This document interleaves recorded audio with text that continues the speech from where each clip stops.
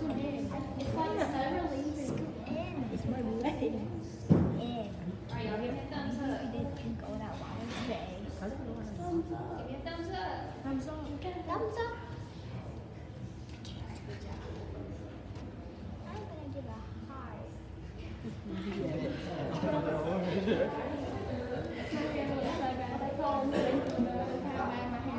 I guess. If you want to go ahead in about 2 minutes and shut that off, we'll get started right before lunch.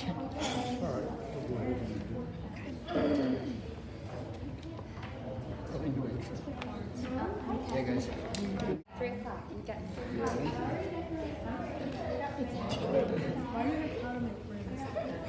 They just I haven't watched it forever.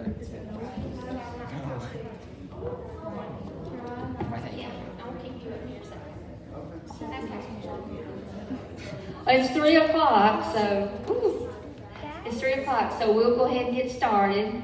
Thank you all so much for coming out on this rainy day, but I can't think of a better way to spend a rainy afternoon than being with our youth. First of all, I want to thank Jonathan Phillips, who's the president of the Historical Society, for having us. He messaged me back in May after he saw where we were doing debates at the middle school, and he said he would love to have one here for the public. And so I appreciate him giving us the opportunity to do this, because this is the first time that many of our young people have spoke in public. So this should be a very exciting, fun time for everybody today. No stress, no worries. But I'm looking forward for you all to hear what our youth have to say. We've got the greatest kids in the Commonwealth of Virginia right here in Martinsville. And I appreciate him giving us the opportunity to show them off, to showcase them. And so the first thing I want to do is I'm going to introduce the students in order of appearance. So I'm going to start with Jaden. I'll start with you since you're going to be the first speaker, okay? And at this time, you can clap and cheer as much as you want to for each one, because I want them to feel the love in this room, okay? So, Jaden, if you'll stand up, turn around, and let everybody celebrate you.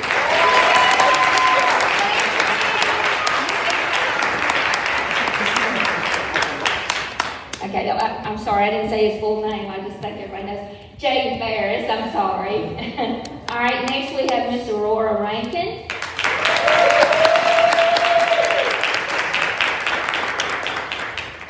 Next we have Miss McKenna Mahan.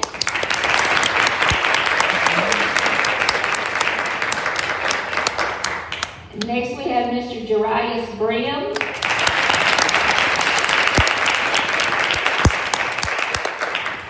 And next we have Mr. Caleb Floyd.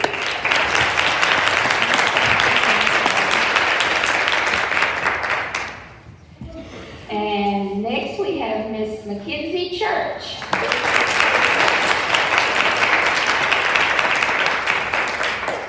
And next we have Miss Charlie Simicek.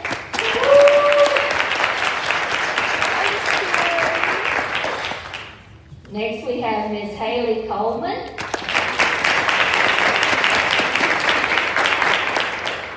Next we have Miss Chloe Marie Eames.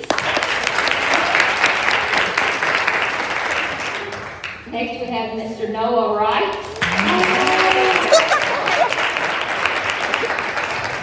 Next we have Mr. William Wall.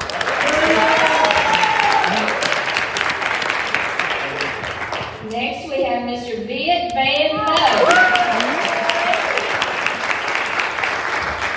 And certainly not last but not least, Miss Dana Talley.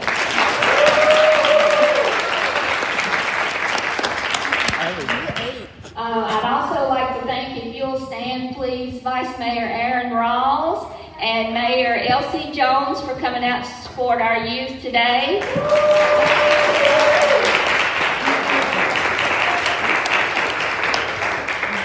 And Mr. Greg Hackenberg, one of our teachers.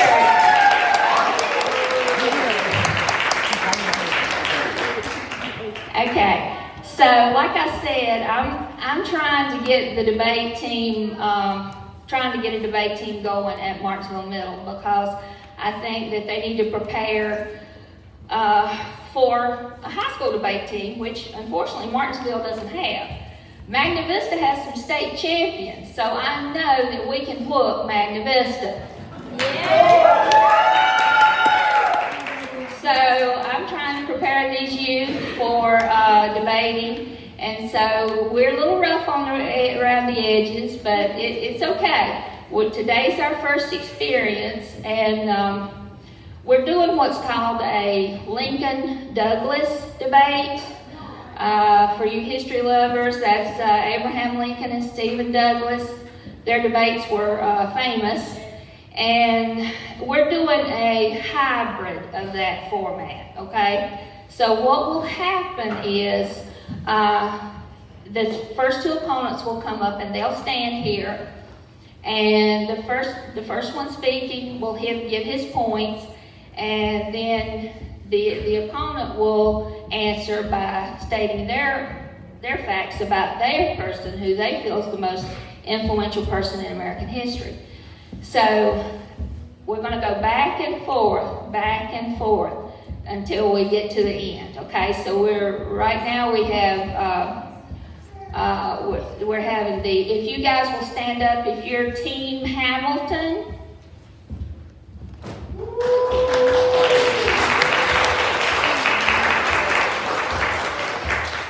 Team Patrick Henry.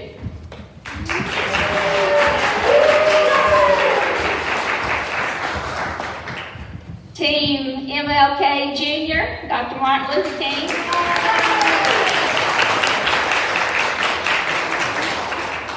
Team Mae Jamison.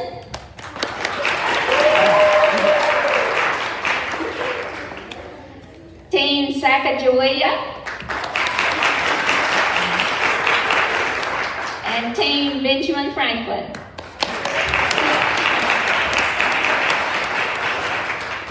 Okay, so during the debate, if you want to celebrate a point that they just made or something, just give them a thumbs up or shake your head if you're agreeing with what they say. Shake your head, yes, good job, to give them some feedback. So I told them to be expecting some feedback. I told them to talk slowly and to wait for feedback from you all, okay? So they're going to be looking for feedback from the audience. But I would ask that you refrain from, shouting out or anything like that. So I guess with that, and of course, let me say, this is my first rodeo too. I've never done this before in my life. So please, there are going to be some glitches, so please just give us all some grace, because this is a new thing for all of us. So without further ado, I'll have our first two opponents, Jaden Ferris and Zayna Talley.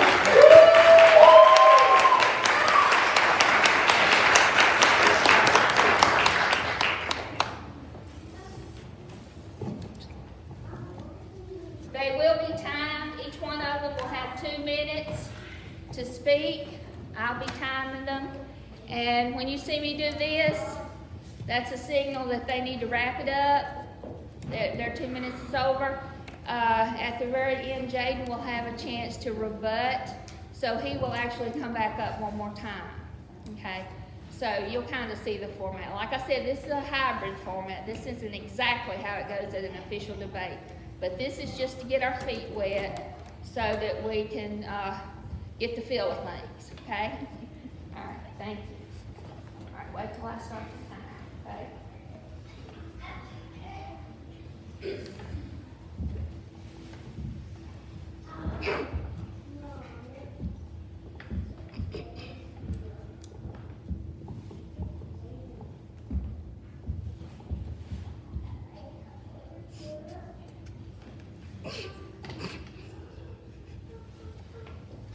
Alexander Hamilton, born January 1757. Alexander Hamilton was born in the Caribbean with his mother after his father left him. His mother then died and he moved with his cousin, who then later committed suicide. After that, he moved to America, where he joined the Revolutionary War. He fought against Britain for America, and he was the second handman to George Washington. There in the Revolutionary War, he fought and had a duel with someone. And after the Revolutionary War, when George Washington became president, Alexander Hamilton was the first ever Treasurer of State. Then after that, he was married to Elizabeth Schuyler. After his marriage, he had children, including Philip Hamilton, who later died from a duel. He regrets that, and after that duel, he died. Alexander Hamilton has made many accomplishments, as like I said, being the first treasury ever, as well as revising the Constitution. He also helped fix many other struggles in America and helped America be what it is today. So with that, he has gone through many struggles in his life. During his time in the Caribbean, he faced a hurricane which wiped out his town. And later in that time, when he was in America and he fought in the Revolutionary War, he helped win it, which it was won, because obviously America is here now. And with that, he has made many other accomplishments, like fixing America. And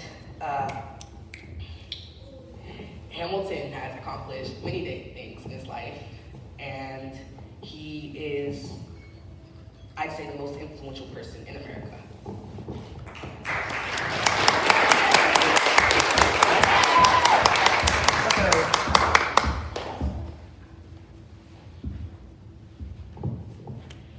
Patrick Henry, now he may have not been the treasurer, or he's on a $10 bill, but he has been a great speecher throughout his entire life, and he's helped many people, basically us Americans today. So he was one of the leading figures for people's religious freedoms, and his warning about the government being way too powerful is the reason why we now have a limited government. Alexander Hamilton, though, he wanted a powerful government. But what if that the government was too powerful that it could remove someone's rights and or freedoms? Thanks to Patrick Henry, the Bill of Rights is now included in the Constitution. Alexander Hamilton, he didn't want it to be included into the Constitution, meaning that there's no freedom of speech, no individual right to possess a firearm for only lawful purposes, no right for soldiers not to cause a BAE, which means break and enter, and use the owner's house without permission. No protecting people from unreasonable searches, or no right to remain silent, and so on and so forth. That's about it, what I have.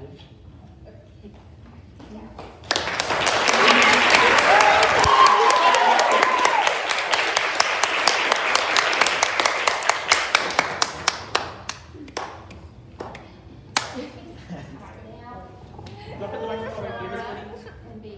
Do I put the microphone over here? Go over here.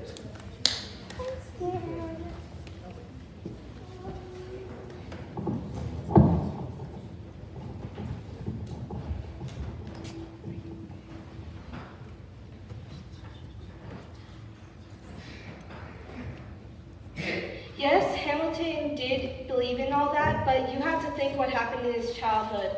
When he was only 10, his father left him and went to a whole entire different island. Left him, his mother, and his brother dirt poor. And then, only 2 years after, Hamilton was only 12 years old, him and his mother got dangerously sick. Luckily, Hamilton was able to recover from that illness. But sadly, his son had died. His mother had died. And then, right after that, he moved in with his cousin, and Hamilton had to find his cousin. He had to find out his cousin committed suicide. And then a hurricane happened, which made his little town destroyed and just nothing. But he said, I'm not gonna stop, I'm gonna keep going. And the small little town saw that and they said, hey, let's build up some money and send him to America. Let's send him to the mainlands. And that's what he did. And that's what they did. And remember, when he got there, he was in the Revolutionary War. Before the earliest parts in the Revolutionary War, he decided to say, hey, let's steal the British's cannons. And that's what he did in the earliest part of the war. And then after that, George Washington saw that and said, I need him as my right-hand man. So that's what happened. And then Hamilton had to be outported because of his pregnant wife, but he got back imported because they needed him to win. And Lafayette says that in his own words, that they needed him to win this. And so they got him back in, and what he said during when he was leading some of his soldiers to fight is, take the bullets out your gun so we don't get caught, because if somebody slips on their trigger, if somebody just shoots unknowingly, then the British will find out. And so that's why Hamilton is the most influential person.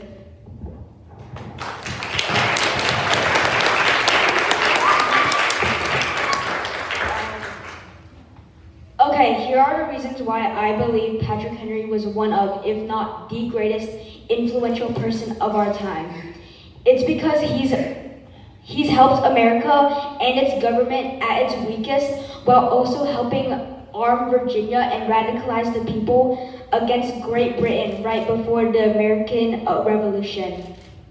But he also worked on the U.S. Constitution and the Bill of Rights. But if you really think about all these facts and if you really let it set in, without him, just think about it. Without him radicalizing the people, maybe the Revolutionary War would have been lost and we would still be British subjects. And the Bill of Rights too. Without him, maybe our Bill of Rights could have been more restricting, like no freedom of speech or no, I don't know how to say it, but like right to bear arms. And also, he also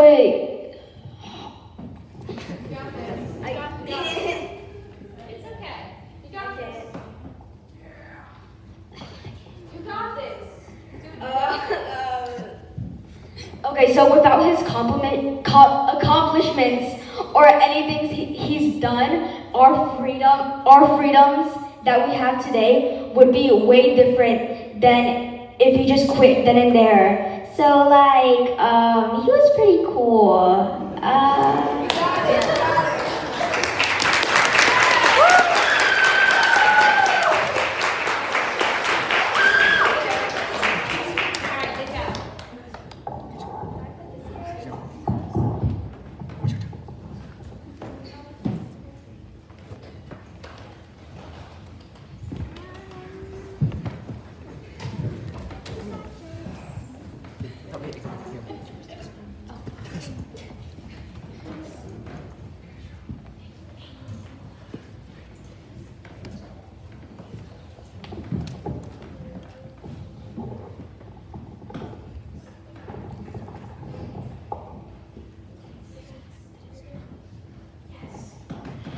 Alexander Hamilton taught himself how to become a lawyer.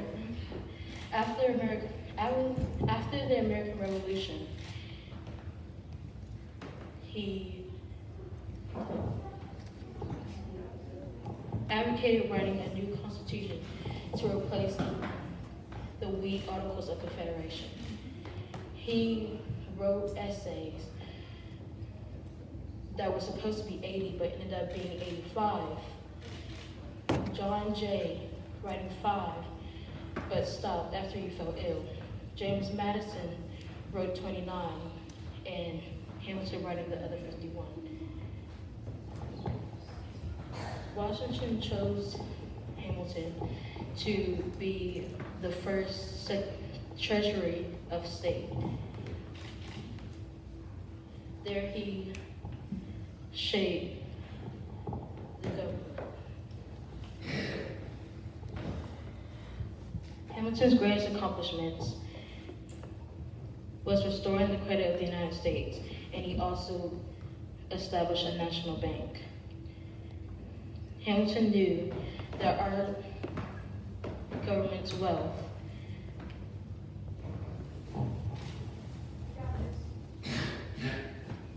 depended on products being sold to other countries. Hamilton's son Philip died while having a duel with George Edgar. The reason they had this duel is because George Edgar made a speech talking badly about Alexander Hamilton. Alexander Hamilton allowed his son to have this duel. He gave him his gun and told him to aim to the sky.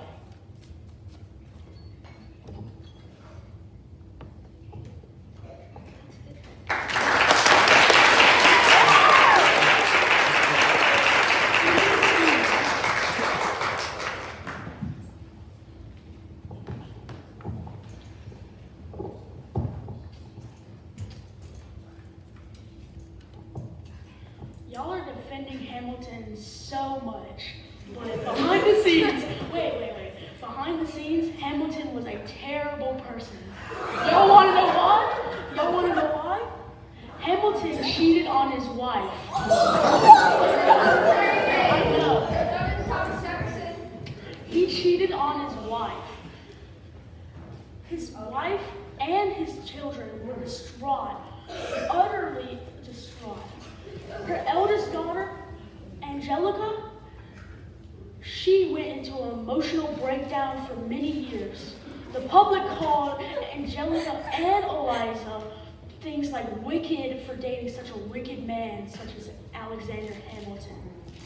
Why do y'all defend him again? I don't even know.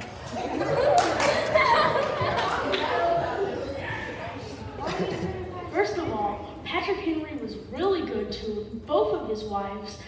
If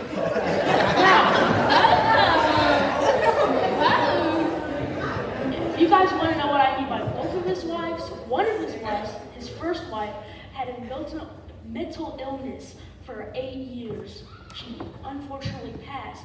Patrick Henry helped her. She helped her give her health, along with some nurses. Funny thing is, Hamilton died in pretty much an embarrassing way.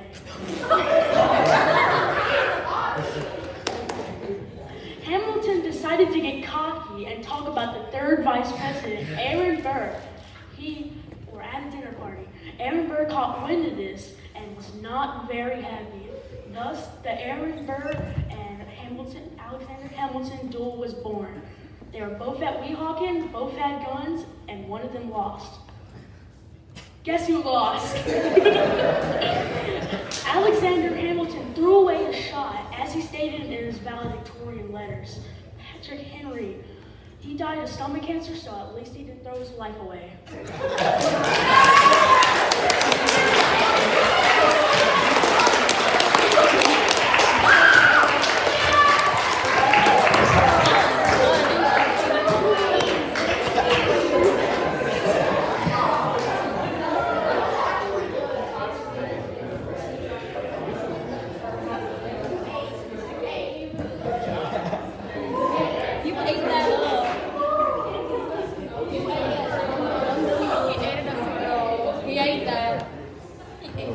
Stuff around it. She's too heavy.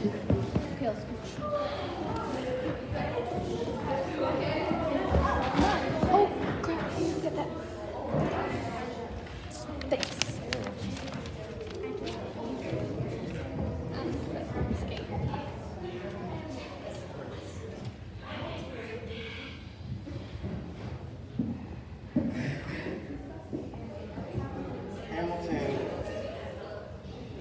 Hamilton insisted in establishing the idea that courts could have the right and responsibility to interpret law, and he also contributed to the creation of the United States by being a founding father. Patrick Henry had owned up to 67 slaves at the time of his death, while Alexander didn't own that many compared to Patrick Henry. George had elected him to be the Secretary of the Treasury of State, and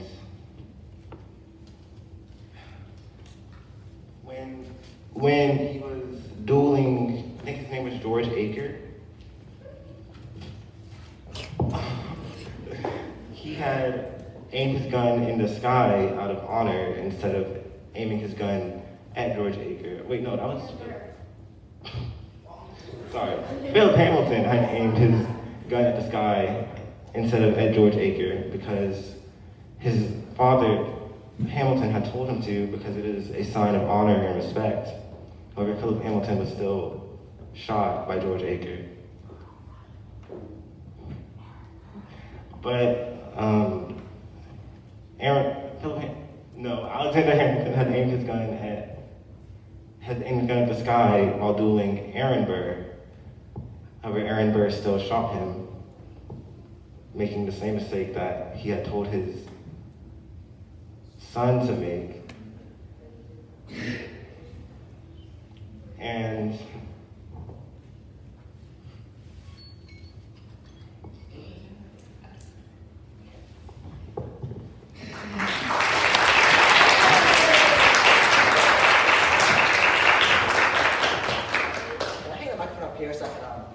have more hands. What? Can I hang the microphone up here so I can... Okay. Okay, sorry. Patrick Cooney. Okay. Patrick Cooney. Is the microphone not working? Hello? Wait. Okay, there we go. Patrick Henry was one of, if not the most influential person in all of history. Henry was very intelligent, a spectacular lawyer, and a very influential politician. Alexander was also very influential, but was he inspiring? One of your points for Hamilton could have been that he was in a musical, so he could have more reach and inspire more people. But you know what else has a musical? Shrek. Beetlejuice does too, and even Cats do. Henry passed the bar exam after around 6 weeks of studying, proving how intelligent he was. He became an official lawyer at the age of 24. Henry was an incredible lawyer. And despite the fact he was only a lawyer for 3 years, he managed to serve over 1,000 clients. And if that isn't impressive, then what is? Henry's first big legal case was known as the Parsons Clause. Virginia passed a law which reduced the annual salaries of tobacco farmers. Henry advocated for the salaries to return to normal. The 1763 case is seen as one of the pivotal events leading up to the American Revolution. Henry was extremely passionate about American independence, but also for being a large religious freedom supporter. And if he hadn't been supporting these movements, they could have been not as effective and caused our religious freedom today to be more limited. He also helped write parts of the Constitution and parts of the U.S. Bill of Rights. And if he hadn't, our country and rights could have had higher limitations and been way different. Henry was also the main voice for the Declaration of Independence, and was a large reason the movement succeeded. After Great Britain declined the Declaration of Independence, Henry started a revolution, which led to the revolution. Henry was also an incredibly famous person, which means he can inspire and reach more people. He was willing to give everything he had to earn the USA's freedom, which is proven by his famous quote, "Give me liberty or give me death."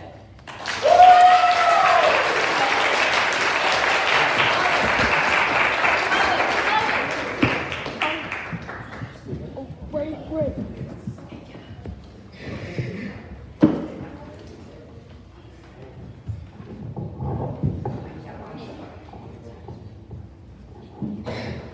So, for review, Alexander Hamilton, born in the Caribbean, had his mother die, had his father leave him, and had his cousin commit suicide, which is which led to Alexander Hamilton moving to America after his town was destroyed by a hurricane. After those events happened, he joined the Revolutionary War, and in the Revolutionary War, he helped them win. And after that, he became the first Treasury of State. And while he was Treasury of State, he had a family, and he didn't have slaves, and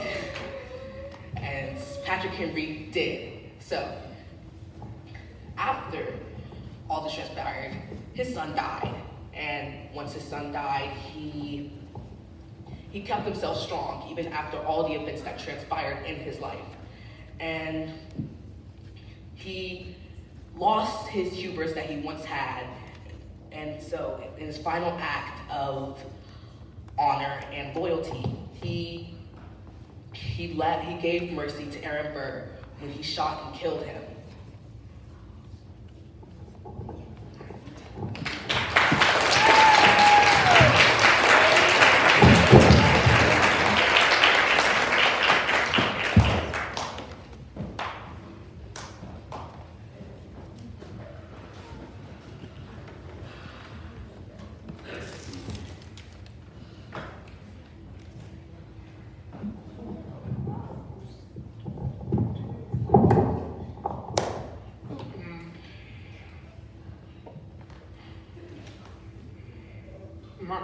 Martin Luther King Jr. is the most influential person in American history because as an African American in the 60s, he was risking his life to get equality for African Americans across all over America. And he has been arrested 29 times and was eventually killed because not all people stood for what he stood for. He has influenced millions, well, hundreds of thousands of people. 200,000 people came to his speech.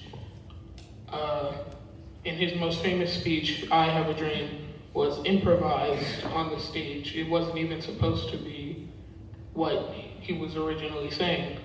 So his most famous speech was improvised, and 200,000 people showed up, not including the millions of people that have watched him on television.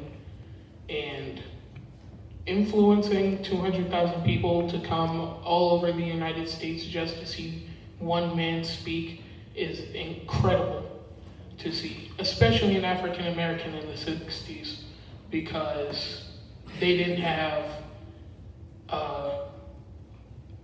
as great situations as white people. And he has won a Nobel Peace Prize in 1964 because of the incredible things that he has done.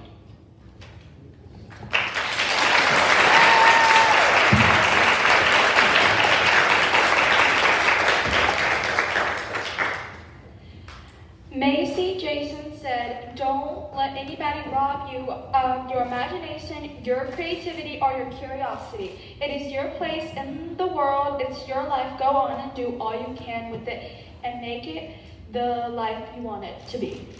And for her, she was a really good inspiration for women. And she was born in Alabama, 1956. And she dreamed of one day orbiting around the earth, and she tried her best, but no, the white patriarchy was like, since you're a woman and since you're black, you can't do this because since you're black, you can't do that because you're not white. And she was like, well, I'm not gonna let that stop me. I want to do that. That is my dream. And in 1992, her dream came true, and she was the first African American woman to go to space, and she was joined by 6 other astronauts on the spaceship. And there was a lot of hate because a lot of racist people were saying, well, you can't do that because you're black. And she really inspired other women to go and follow their dreams. And so many women were moved by her. So many women were like, well, if she can do that, then therefore I can do that. I can go into the medical field. I can create all these type of things. And she was a really big and really important inspiration to women. And yes, Martin Luther King Jr. did all that. But he didn't say to the women, hey, you can do anything. But yes, he did do the I Have a Dream speech. But Macy Jemison was like, hey, I did this, so can you. Thank you.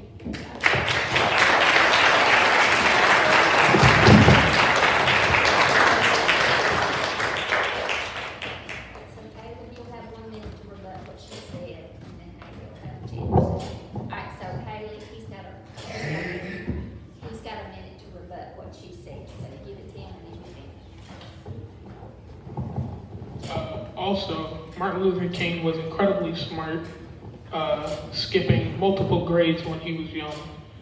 And he obviously wasn't the only one that fought against segregation and fought for equality, but a lot of people were inspired by him, and a lot of people wouldn't have done what they done without his inspiration, because not only did black people show up to his speech, but white people believed in him too, even though he was African American and they didn't have the same rights. Most people still agreed with his speeches and what he fought for and fought against, because if he didn't, then I wouldn't be able to go to the same school as some of the kids that I do now, and I wouldn't meet most of the people that I do know, and that would not be good, actually, because everyone, even though you might not notice, has an impact on your life. No matter who they are or how little of an impact they make, they still have an impact, especially him. And without him, I wouldn't have met most of the people that I have.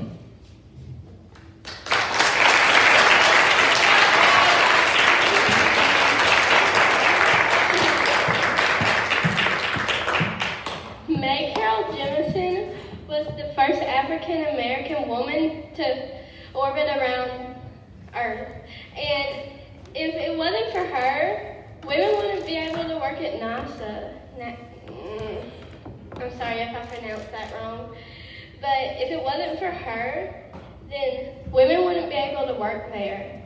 And now she currently is a trained medical doctor, and she served as a medical officer. She currently runs a BioSync Corp, a medical technology company. And that's amazing about her. She's quite talented. And she once said, I like to think of ideas as potential energy. They're really wonderful, but nothing will happen until we risk putting them into action. And that might inspire people. And so that's why I think she is the most influential. And she also said that Star Trek inspired her to become an astronaut. And Mae Jemison left NASA in 1993. And then when she was working as a doctor, she moved to Cuba to conduct a study. She was loved by many because at that time, she was an African American woman.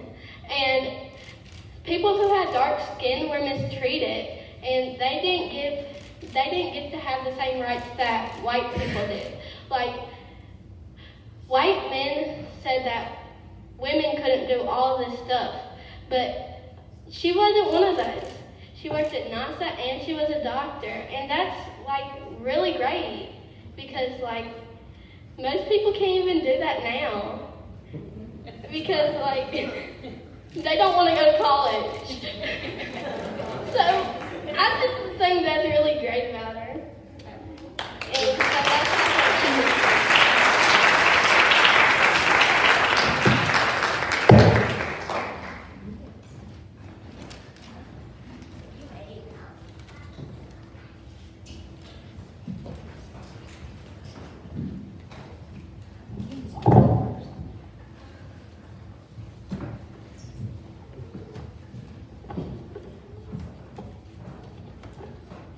Well, Secretary shows amazing woman empowerment and influence because Secretary did a whole expedition practically by herself and like 50 of her men. She was a significant assistance by searching for edible plants and making moccasins and clothing. She is a woman, but she acts like an ambassador and diplomat, bringing the relation between Indian and non-Indian worlds. She was taken from her family at a young age by the Hisada Indians, and she was taught to speak their language. When she got older, Lewis and Clark brought her on an expedition so they could go travel the West. And basically without her, we wouldn't have to part of the U.S. because since Sacagawea spoke the Shoshone and the Hisada languages, they could trade with the Indians for horses and clothing and food and all other materials you need to spend a whole year trip traveling the whole part of the U.S. And if Sacagawea wouldn't have been taken by her family and she wasn't there, we wouldn't have the part of the U.S. because Lewis and Clark and all the other men couldn't speak the Indian languages, so they couldn't trade and they couldn't eat, they couldn't walk because they get tired, and they couldn't have the clothing, and since they ate only a meat diet, they would have died because Sacagawea was the only person on the whole group who knew how to get the herbs to treat their sickness.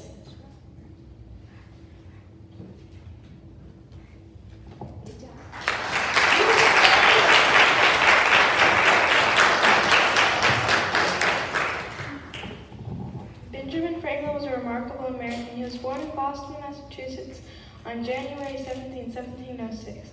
It was not a surprise that Ben was born because he was the 8th child of Josiah Franklin and Agatha Flagler. As Ben grew up, he had many jobs, but his dad intended him to be a minister, but they did not have the necessary money or education. So but most people know him as a scientist and publisher, and that's what he grew up to be. He proved that electricity was possible to use, and then that's when people started getting lightning rods everywhere on like all buildings, but people couldn't be hurt inside, and that was one of his many creations. And he died in April.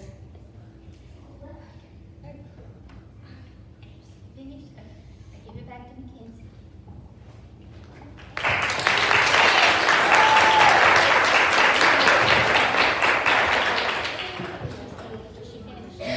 She's going to rebut what you say. Okay?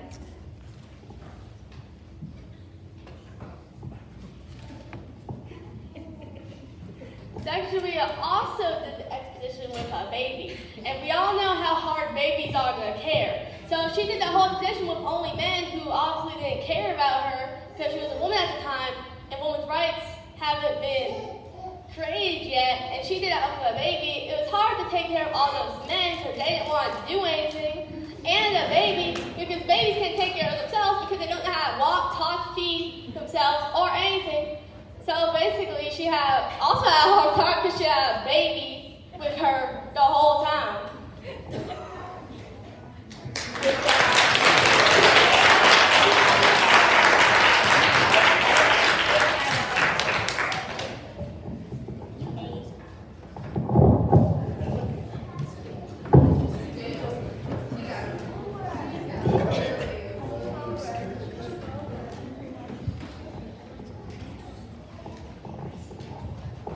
Benjamin Franklin created electricity, and without electricity, we wouldn't have most of the things we have today, which are very important.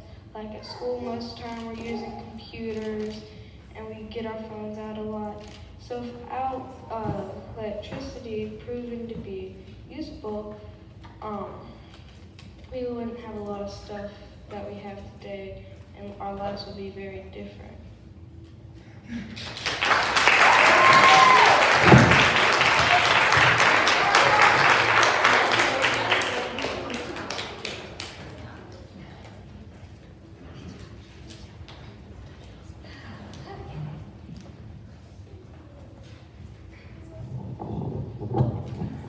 so what do y'all think, y'all? Do you think we got some smart kids in Martinsville?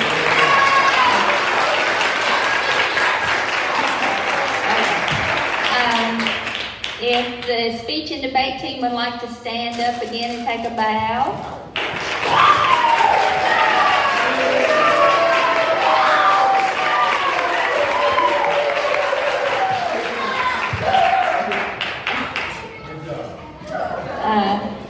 All right, this concludes our debate. I hope, Mr. Phillips, maybe we can make this an annual event, maybe?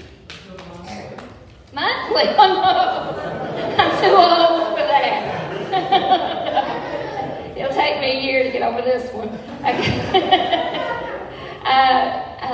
Okay, so I really appreciate all of you coming. It's wonderful to see all these full seats and all these smiling faces, and I'm just so proud of these young people. I enjoy working with them.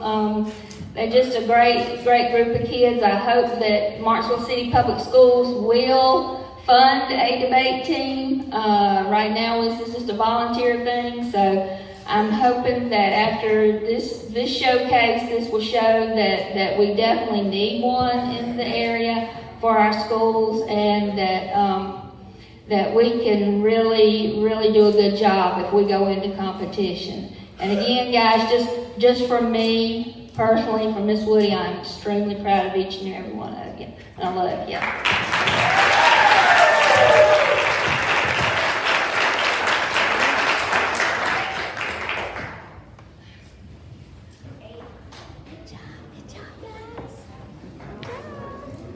Let me ask both of y'all.